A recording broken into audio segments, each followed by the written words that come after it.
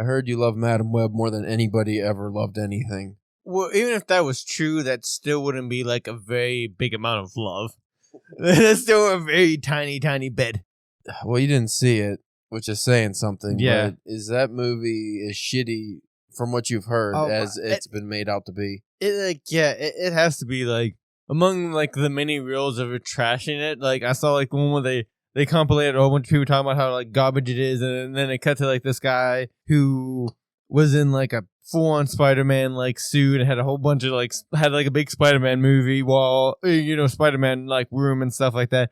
And he's like, well, I don't care, I'm still gonna go see it. And he goes and he sees it, and then it cuts to him sitting in his car, just like there was no story, there was no like there was just it's terrible. There was no Spider-Man. And I keep on seeing clips of like poorly, like even like in the trailer, like it's shittily edited where because like she's like an first responder, like person, and like so there's like a traffic accident, and she goes to like the driver's side car to talk to the person, and then it cuts to her like sitting in the passenger seat, or like not the seat but the passenger side because the car is like turned upside down, doing something. It's like, well, that was shittily edited and shot. And then they show like it was like a scene from like the big fight at the end where like she drives an ambulance like through like a wall, which it wouldn't just collapse into accordion, but it went through this wall to get like this bad spider person. And like he's sitting on the car, and like he jumps into the into the ambulance and gets smashed. And then so all the jokes were just like the movie's so bad that the bad guy just wanted to get killed so he could be out of it, and he just killed himself via ambulance. So there's no spider powers in this movie. Well, I think there's some because there's like multiple Spider Women. But then it's in dream sequences. Oh, okay. Then saying pretty much like what you see is what you see in the trailers. Like all what you see of the trailers. But that's all the dream sequences. Yeah. None of that happens in the movie. I mean, it does as a dream, but it's not real. So there is no, from my understanding, no spider powers, no nothing. Just stupid shit. They even did there was a scene in it was either the first or second Spider-Man movie where it's like you get like this point of view of like Spider-Man like going up a wall. They use that footage. Yeah, they just rehashed the old footage. The old footage. So hopefully 2 things might just come out of this. It just causes like everything to like, because like you had like the Venoms and the Morbiuses, which weren't that great, but like fans enjoyed them at least, like what I mean, like right. Enjoyed them as like a crappy movie. Well, hopefully this would just make people then just be like, fuck all Sony, Spider-Man movies, to where it either goes, if you find, just go back to like Disney and, and just have them do it, or they at least go and do what people have been wanting to do since the last Marvel Spider-Man movie and give Andrew Garfield his third Amazing Spider-Man movie. Instead with like because you could have all this shit that's happening and just be like in his universe, you know what I mean? Anyways, to kind of help savage it, a little bit. But it'll just be Morbid time all over again. They'll have the movie come out, but then it'll just be like he loses his spider powers. Right? Yeah. It's just Peter Parker taking pictures of people, creepily taking pictures. He's just a gym creep. Yeah, I'm not gonna see that movie. I'm not gonna see any Marvel or superhero movies ever again. Ever again. Except for Deadpool 3. Yeah. I have no interest anymore. They all fucking suck. I'm just gonna say Last Guardians was good, but other than that, garbage.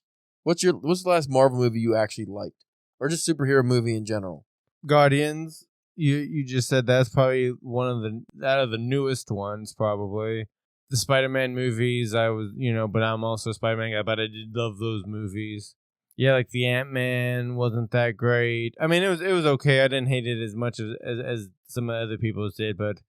Yeah, they did the cast for Fantastic Four, so that's so that's coming. So hopefully that. I hate the cast. It is a weird cast. It's not great. No, I see the Pedro Pascal. I think they should have just had him replace Robert Downey Jr. as Iron Man. I feel like he's more Iron Man than Reed Richards, because like Reed Richards is like they're very, very intelligent, characters. I just like the personality of Tony Stark. I feel like Pedro Pascal could do, better than like Right. a normal Reed Richards. And then the X-Men movies are poop. They're poop. They're gonna be poop. They're always gonna be poop. They might be Poop. okay. Poop. I feel bad for whoever's gonna be Wolverine next, though. Shit. Or Professor X or Beast or just any of them. Poop. It's gonna be poop. What about It's gonna be like the animated where they take all the boobs and butts away. I don't want it, and I don't even fucking think I'm ever gonna watch it. No, are you gonna give like the James Gunn DC stuff when it starts coming out? Or are you gonna give it any? No, I'll watch another Robert Pattinson Batman, and I don't even want to watch the Joker too. It's a musical now. It might not be a musical, Yeah, just somewhat musical, but I'm not a fan of the Gaga. Yeah, and I've seen things and I've heard about how she's a really good actress, and it's just, but I'm just not a fan. Well, that brings its own weird crowd to the thing. Yeah. Regardless, I'm probably not going to watch too many superhero movies ever again. I'll get you to watch a couple. Yeah, maybe if a good Lobo movie comes out. Yeah. Or if they just do unique movies again and stop making the same fucking movie over and over. Yeah. That's what I want. Hopefully Deadpool 3 makes $17 billion and they'll go, okay, let's make a bunch of rated R movies. Yes. And then we won't have to get stuck in fucking kiddie land anymore where it's like, we can only make movies that appeal to children in China, which means they're heavily censored and not funny. Okay. So today's episode is sponsored by Disney. This is where I insert just like the Chinese Communist Party propaganda. No. We have no sponsors, but we will be back after these messages. Not messages. What's the opposite of messages? Nothing. Non-messages. Intro music.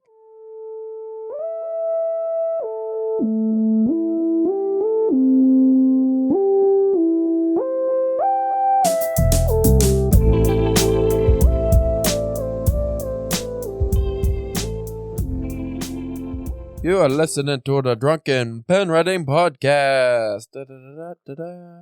I'm your host, Caleb James. With me today, Spencer, the Green Bay Goo Gobbler Church. I think it's just the whole month of semen related. Yeah, it's just I don't. Because last week you were some kind of spooge sponge. Yeah. So this week you could be the Goo Gobbler. I didn't say it was a man's fluid Or even an animal fluid. It could just be a whole bunch of cheese. Yeah, you could just be gooey cheese, That still would be a lot. Some kind of gelatinous goo material. Maybe you broke into one of them, liposuction clinics. Maybe I just took an average Green Bay fan and started to melt them. I don't think we have any Wisconsin listeners anyway. They know it's true. It is. You just stab Rob It's Reiner. the only reason they can be out in those minus 15-degree home games in December. Just full of goo like Rob Reiner. He looks like he could be from Green Bay. Today we are talking about publishing. Yeah, sure we are. More specifically, I wanted to discuss this matter at hand. Now that I have been accepted and or published in multiple things in the last, 6 months or so, I started thinking about the view that most people have towards indie publishers. Mm-hmm. Not indie publishing as in, which was also a topic we could discuss, but not indie publishing as in I'm publishing my own books. Mm-hmm. Indie publishing is such as small presses run by one person or a group of people, and they're doing it themselves, and they're putting out anthologies, actual novels, all kinds of stuff. So the work isn't just their own work. Mm-hmm. It's work that is sourced from other people. Yeah. Some pay, some don't. Regardless. Isn't like you were saying, we could, depending on where we go with this episode, there's multiple levels to that, which, like you said, that could be a whole nother episode. So I've been published by indie publishers who are just one person running a small press and are in the midst of hiring, not really hiring, probably more like a volunteer thing, which is funny because most reviews are made up of volunteers. These credible reviews and journals are just like university students usually, almost like a university newspaper. But it's like, that's credible, and you get in that, and I'm in the New England Review, and it's one of the biggest publication credits I can have. But then if you get someone who assembles their own team, but they're publishing genre stuff, all of a sudden it's somehow not as legitimate. Right. I don't agree with that. I never agreed with that, actually. there was a time, it's not so bad now, though the market is oversaturated, but there was a time where we not poo-pooed indie publishing, but we were like, if we publish our own work, people are not going to take it seriously, right? Like, that was our thinking. And that has shifted since, because that was 2016. Right, yeah. Even just in the last 5 years, I feel like that's really shifted towards like, oh, people are making a shitload of money off of this. And that's another part of this is, what do you do here? If you submit to, I don't know, the Fuckhead Review, one of the biggest reviews in the country, and they give you, let's say they give you $300 for a short story. Yeah. All right, that's not too bad. No, I take it. You get published in it, you get a good credit. They sell 10 fucking copies because nobody reads this literary garbage anyway, whatever. Or you sign, not necessarily a publishing deal, though they do have them, with one of these small presses, but you get like, we'll use a better example. Instead of short story, let's say a novel. So instead of the Fuckhead Review, you have the big Fuckhead publishing company. One of the top publishing companies, Penguin or something, wants to publish your work. I don't even know what the fuck they give for a going rate anymore, but let's say they give you 2 pence. let's say $15,000-$20,000. Yeah, that's what they give you for your book, and then you pretty much give them all the rights for everything, Netflix, everything. So you netted $20,000 off of something that took you 1.5 years, 2 years to write. Okay, or you sign that same book over to an indie publisher, and they don't pay you. If you're lucky, maybe $1,000. Yeah. They're probably not going to, honestly, they're probably just not going to pay you up front.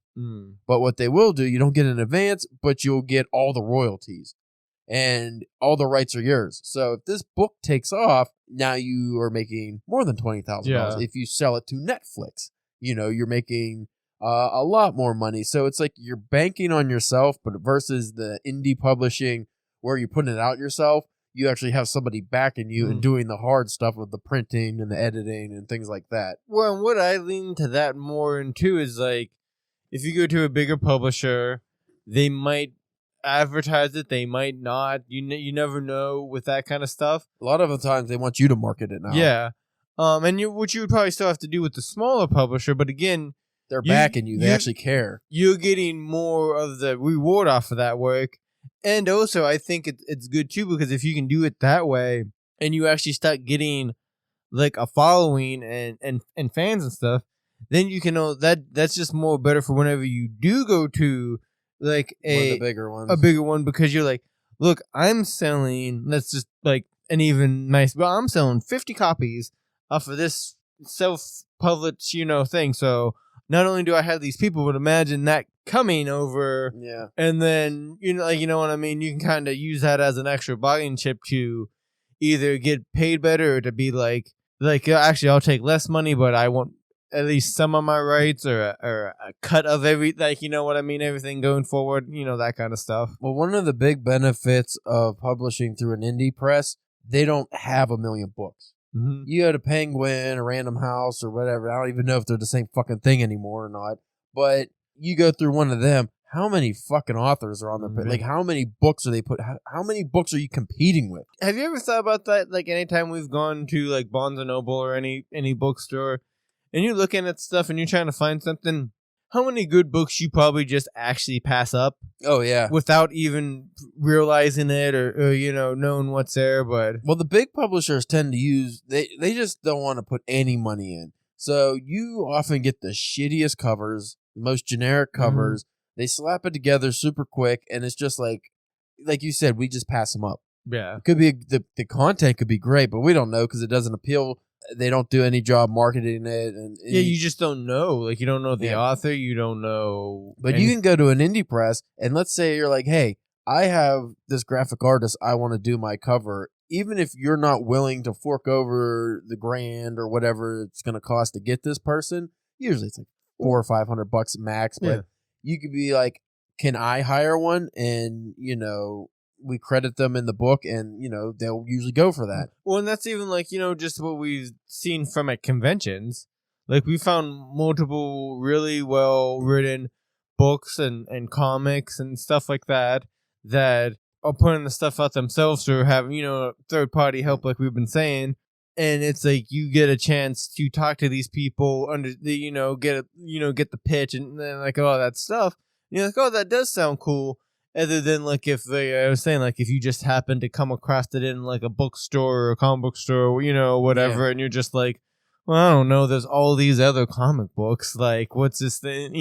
It's you have less chance of giving it a chance. The problem is with the general audience. There's not just the stigma that comes with an indie press, which I don't think is warranted anymore, but you get the name brand shit. Mm-hmm. It's the same reason why people buy Fruit Loops instead of the 5-pound tub at the bottom of the shelf that's cheaper than the box of Fruit Loops. It's the same fucking thing. Probably the exact same cereal from the same.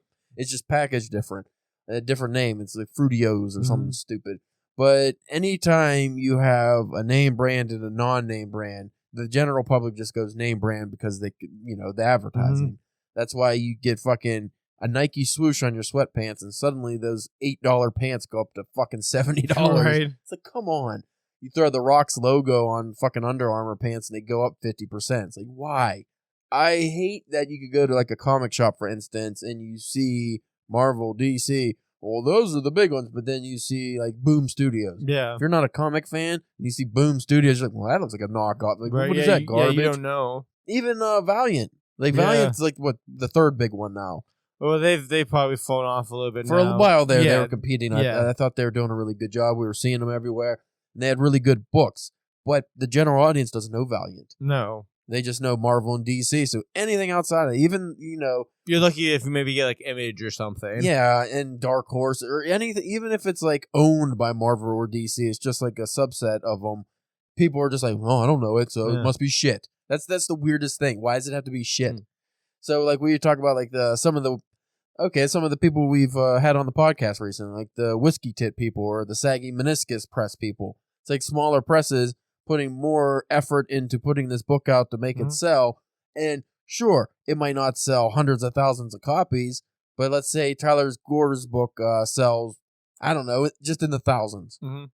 If most of the money's going to him, and the people that are buying that are actually really caring about it, that's a pretty big win versus going to Penguin and you don't even know the numbers. And most often, all the books they sent to Barnes & Noble don't get sold, and they just have to eat the cost and take them back. Right. And then which I always wonder if that ever affects like the writers. Like it makes it so they don't want to publish their next works.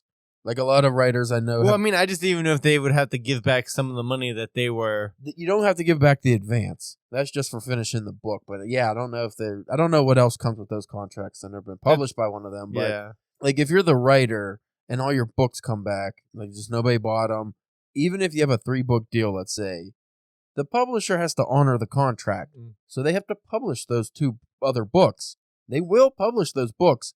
They're under no obligation to put those out. Yeah, that or they might just pay you out with not want to even having that would be the ideal scenario. Look, we might not give you your full contract, but we'll give you half. But then don't bother writing anymore for us. Yeah, I think you'd be really lucky if they bought out your contract and you got to keep the rights to those works. Well, yeah, but that's probably not going to happen. What usually happens, because they're fucking greedy assholes.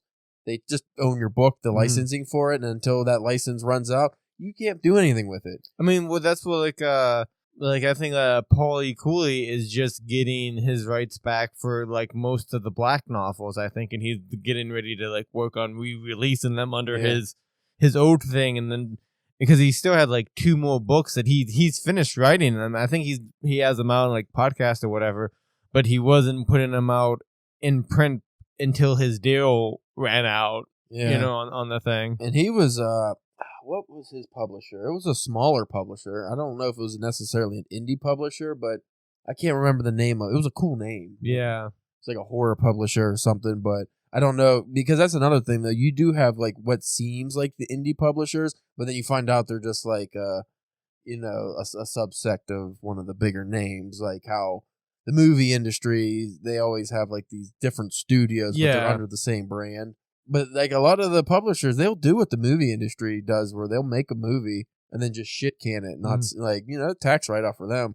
So they probably do the same thing with novels. It's like, oh, his first book didn't sell, we're done with the guy. Yeah. So we're just gonna eat the cost of having paid him for this work, and he's just. And hopefully your contract, they don't have the license forever. Yeah. Like, be very stingent and get a good agent when you have, even if you're a first-time novelist, when you negotiate your contracts. I would always say, if you can, fucking Netflix or streaming rights and movie rights and TV rights and honestly, international rights. Not only like an agent, but like spend a couple extra bucks and get a lawyer to look over it, just to, cover your ass a little bit. Well, all right, here's a question. So say you sign a 3-book deal and they want to give you, I don't know, let's say $100,000 for 3 books. I don't, these figures, I have no idea. We're just doing nice round numbers. I just know, like, in the 90s, I remember 15,000 was a thing people got paid for. Yeah. For a book deal. It was their advance. Because I remember horror stories of people they don't finish the book and they have to pay it back. Yeah. And they're like, I already spent it. And they get their legs broken. They get arrested. Shit. Let's say you get $100,000 for 3 books. That's a good chunk of change. Yeah, I'd take it. But here's the thing: do you take it or do you negotiate your contract? Because with that $100,000, you give them rights to everything. Well, yeah. But do you negotiate and you go, "Hey, I want the movie rights to this," because you think it would make, maybe it's a series and you think, "Oh, this is a surefire movie series. Like this will be a Netflix series or something. This will be a hit." Or you go, I definitely know this will be popular internationally because my story's set in Japan or Russia. Right. So what do you do with that? I mean, I would try to... But then your 100,000 goes from 100,000 to... Yeah, then so you're going to have to be like, how about you give me like 70,000 plus some of the rights on the, not full rights, but like, you get a partial, like, you get your 5 cents every time somebody watches it on Amazon or something like that. That's another thing, like the royalties. I don't know how that really works. Like, do you negotiate the royalties, or is it just a set percentage that the publishing industry generally gives you? Because I know indie presses a lot of times, they'll be like, hey, we'll give you 90% royalties. We'll give you 100%. Like, that's crazy to me. Yeah. I mean, granted, you're not selling thousands and thousands of copies probably, but even some of the best fucking... But hey, if you have a big family and you get everybody to buy a book. Yeah. Kind of scamming them, but okay. Hey, whatever. So what is your personal view on indie presses? I like them. I think they're really good for people just starting, or even people like us and even above us, where to like, because like I've been just saying the whole episode, those big, the big publishers are kind of like management at your work. They don't give a shit. They don't give a fuck about your art. Yeah, or anything like that. To where with the indie / smaller publishers, there's more of a chance. I mean, I've said this before on the podcast when it comes talking about this kind of stuff, but it's been a while that I always kind of I'm more okay with like this kind of route because of growing up. I was a big ICP fan growing up, and that's kind of basically what they did. Indie. And they started their own label. They even got picked up for a little bit on that Islands record label for a little bit until they got fucking let go. And and then just continued with their own their own record label to where they're putting out their own shit how they want to get it. They got different artists on that, like, you know what I mean? And then it does take a lot more effort. It does. Just know if you do go the indie route, that work all falls on you. Mm-hmm. I mean, you could ask Kevin Smith, like, right? It's like doing the indie route. If it works, great. Right. But how many people have tried it or given their whole savings and everything to it, and it's not worked? Right. Yeah. There is that, but and then also because like that's why I like the indie presses, because it's like a middle ground between publishing your own and a big publisher. Yeah. I mean, I would probably would want to go more indie publishing other than just my own, just because I know what I'd probably be comfortable doing, like, you know what I mean? I don't feel like... Plus, you don't have to fucking make your own covers and formatting. Yeah, any of that kind of stuff. So you'd have to hire everybody, like people for every part of it. And Jesus, that would suck. So it would probably be more of just of a smaller / indie or press, to where like, hey, if there's anything I can help with that stuff, I'd be more than happy to help with. But it's be more focused in like on them trying to put that that stuff together. Another aspect of the indie publishing that I really respect is the fact that they still publish art. Mm-hmm. So like Whiskey Tit, they go for experimental. They go for the non-norm. Well, that's like a lot of places that we've been submitting to for stories and stuff also have art submissions for like the different magazines and zines and all that kind of stuff. But if you go through the big publishers, they don't want books anymore that are really challenging generally. They don't want you to take creative risk with your literature or your prose. What they want is formulaic writing that sells. They want James Patterson. That's all they care about is the money. Yeah. So they don't want you to write the next Ulysses. They want you to write the next fucking, I don't know, Tom Clancy book. And that's fine if you like to write that kind of stuff. But if you actually do want to tell a different kind of story that's unique, and if people read it, they'll go, oh, shit, that's a Spencer Church story. Yeah. If I've ever read one, then indie presses is your best bet until you can establish yourself as, you know, a respected writer that the big publishers can't ignore. Yeah, hopefully you would get to the point where we'll be like, well, I would like to work with you, Penguin, but if you don't feel like you can give me the stuff that I need and let me work in the way that I want to work, well, that's fine. I'll just continue on doing the thing that I'm doing. I didn't. Which also sucks because, like, that's the thing we've been talking about for a while now is that there's so few of, like, those big publishers right now. There's only, like, 2 or 3 of them now, right? Yeah. Of, like, the big publishers. So there's, like, not... So and they just shut down because they were combining 2 more of them. Yeah, they keep on merging into each other. So, I mean, and that's why I feel like maybe where, like, the indie has kind of a leg up because, you know, it's the same thing we're having trouble with the movie studios. Everybody's buying everybody up, so there's, like, less places for you to like, pitch and to put your stuff, your work at. Mm-hmm. I was looking up Chasing the Boogeyman. I was wondering if Richard Chismar did that under the Cemetery Dance publications, like his publishing. No, it's Simon & Schuster. So that's the big ones. That's another thing. It's like we do talk about this, but then like your Stephen King's that he could make 100% profit. He'd make so much money if he just started publishing his own work. Nah, he just still goes through whatever shit publisher that he probably hates because it's easier. But with a name like Stephen King, he doesn't have to worry about. Yeah, I'm sure he's well taken care of. Like he literally doesn't probably do anything other than I wrote the book and I don't even look at the edits anymore. They probably just edit it. Yeah, they might show him like, hey, this is what we're thinking for the cover, like, you know. Yeah, he probably doesn't give a shit anymore. But that's when you become more of a brand. Yeah, you're your own business versus again art. You're not really an artist anymore. You're just a face. So I don't. That's weird. Which that should be because I know that's something we talked about before, but it's been a while, and as we progressed of. Like, we should probably do that in a couple episodes of talking about the artistry quotations of what we do, plus, like, well, I also want to do this so I don't have to fucking go to my shitty job anymore. Well, that's where the formulaic writing comes into play, because, like, I'm experiencing this on the very minor scale with some of the stories. All the ones I submit that are more funky, 99% of them get rejected. Like, the ones I just take more experimental risk with. I have been having more success with the blending of the writing styles where it's still like a normal story, but I tell it like the language I use is a bit different or the way I use the language.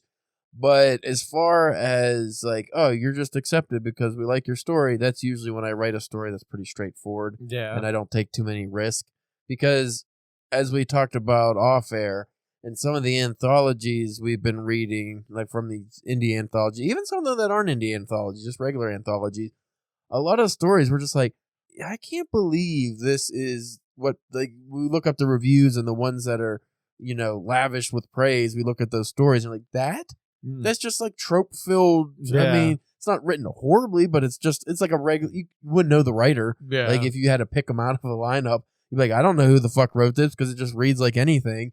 And it's just a to Z story with simple beats, and you can tell where it's going, but that's what people like. Yeah. And then, again, we have to remember, what audience are we writing for? Are we writing for the majority general audience who just want, you know, interesting stories and don't care about, you know, if they know the ending's coming or if they can tell, like, you know, what the metaphors are or anything? I mean, honestly, it'd probably be good to do a little bit of both.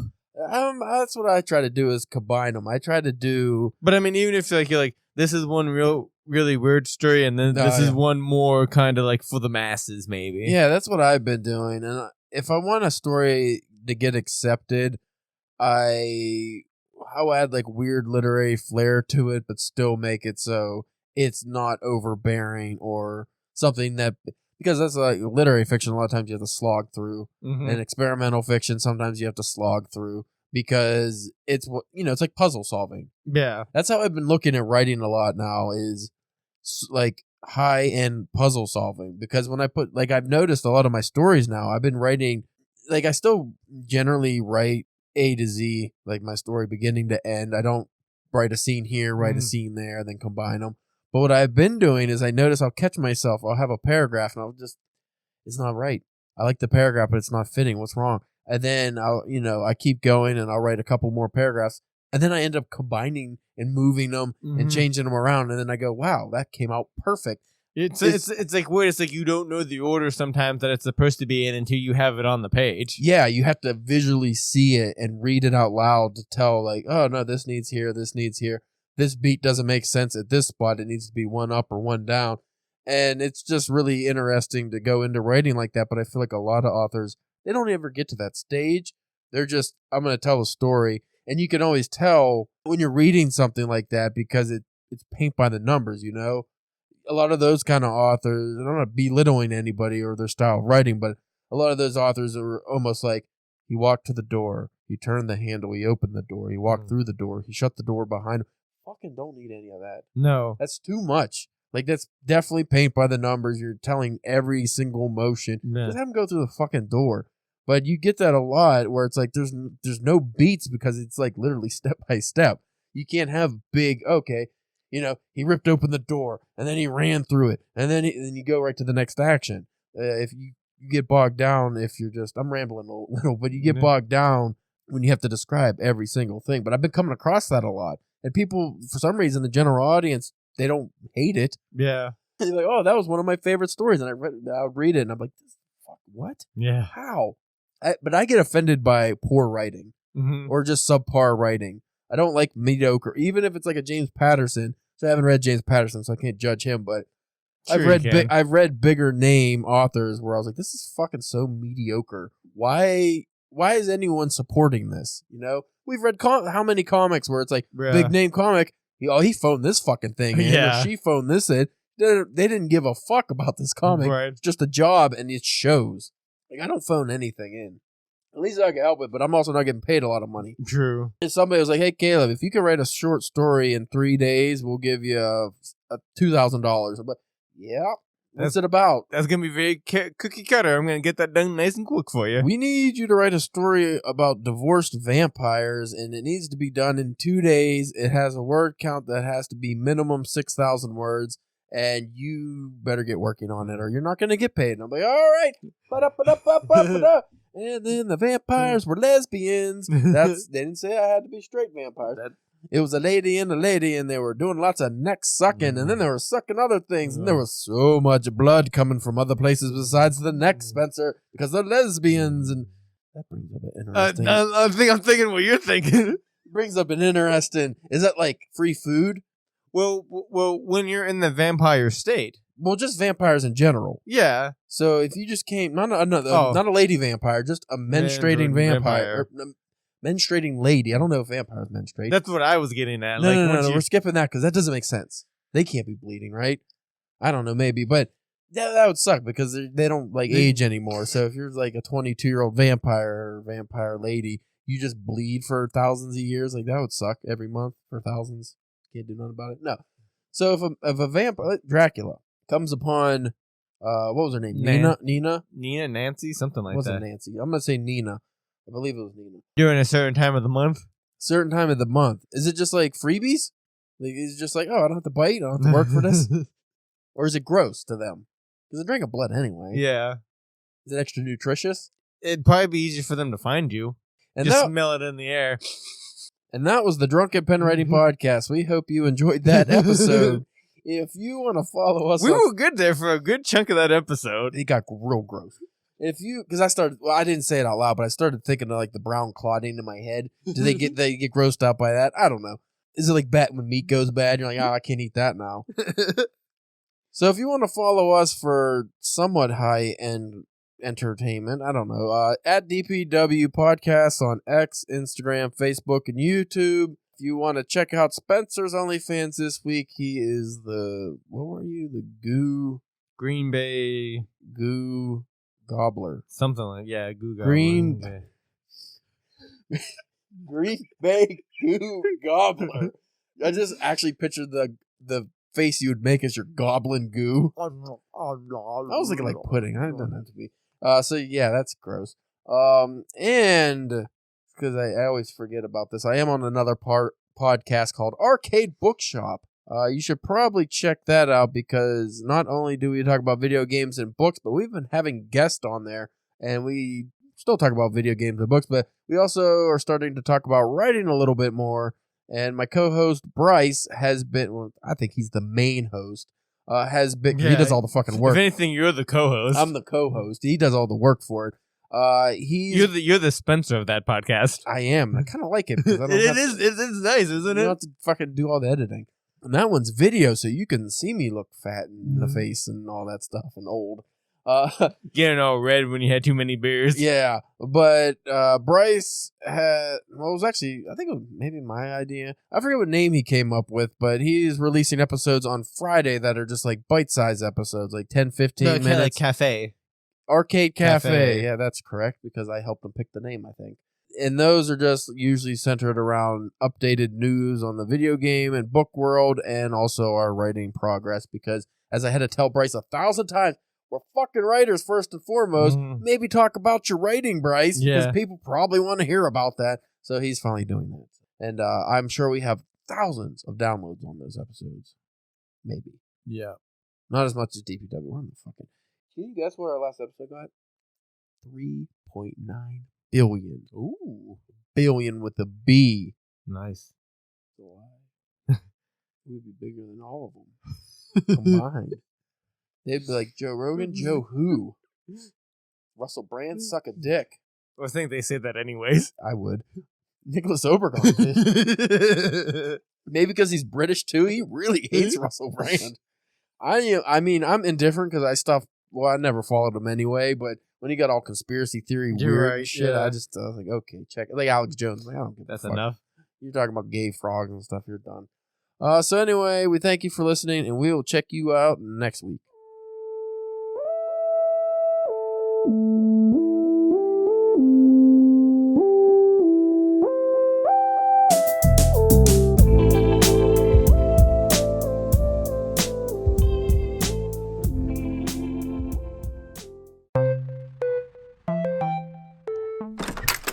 Bryce, what are you doing? Trying to, game. What? This game is really hard. Pac-Man? Yeah. Dude, you're supposed to be playing the game for next week's episode of Arcade Bookshop. I mean, I will. I'm really close to beating this. Right. And what about the book? Huh? We're supposed to finish a book for the podcast too? Oh yeah, I finished that last week. Yes! Oh, did you finally beat it? Uh-huh. The first level. Oh boy.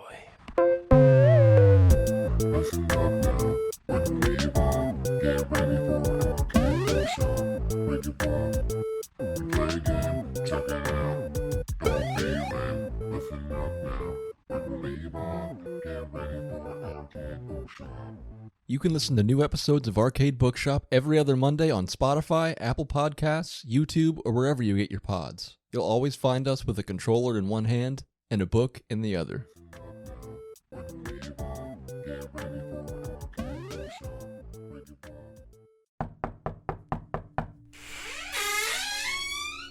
Hey, Caleb, you wanted to see me? Ah, Spencer, my good fellow. I've been expecting you. Yeah, so did you want something or... Want? Goodness no. Require. Require? Yes. I require your services for the briefest of moments. Okay. Surely you can see the predicament I'm in.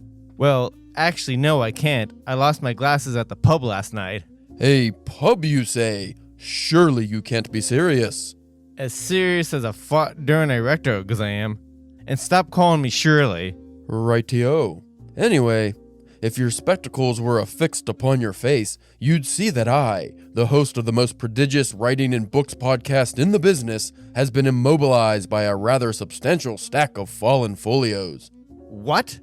My to-read pile finally fell on me while I was taking a nap. But you're on a podcast table. I hardly see how that matters. And you're naked.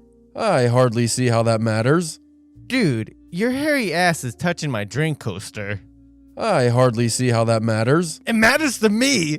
Can you just unbury me? No way. Your reckless reading got you into this mess. Blockhead! Wait! Don't go! There's a copy of War and Peace wedged in my taint. Spencer! Can you at least leave me a bottle of whiskey? Hello? Can't get enough drunken nonsense? Listen to new episodes of the Drunken Pen Writing Podcast every Tuesday wherever you get your pods.